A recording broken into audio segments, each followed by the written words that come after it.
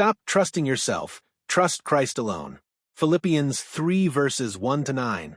There are moments in life when we realize what truly matters. We discover that some things we held onto don't have the value we once thought.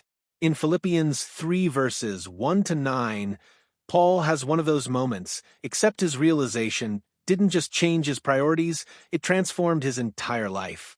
This passage teaches us that real joy, real righteousness, and real purpose come only from Jesus Christ. In verse 1, Paul begins by saying, "Rejoice in the Lord." Notice he doesn't say rejoice in your success, your progress, or your spiritual performance. Joy rooted in circumstances rises and falls, but joy rooted in the Lord is steady and secure. Paul says this reminder is safe for us. Why? Because when we forget where joy comes from, we start chasing it in the wrong places. We start measuring our worth by what we achieve instead of who Christ is. True joy is not earned, it's received. It comes from the Lord. In verses 2 to 3, Paul warns the church about those who insist salvation depends on human effort, specifically the Judaizers who said Gentiles must be circumcised to be saved. Paul calls their teaching dangerous because it takes people's eyes off Christ and puts them on themselves. Then he says, "We are the true circumcision." Who are we? Those who worship by the Spirit, boast in Christ, and put no confidence in the flesh. In other words, true Christianity isn't about what you do for God. It's about what God has done for you. In verses 4 to 6, Paul says, "If anyone has reason to brag about religious accomplishments, it's me." He lists his credentials: born into the right family, kept the law flawlessly, zealous, disciplined, respected. If righteousness were a competition, Paul was the champion. But here's the shock. Paul discovered that even his best wasn't enough. All the things he trusted in for salvation were powerless to save him.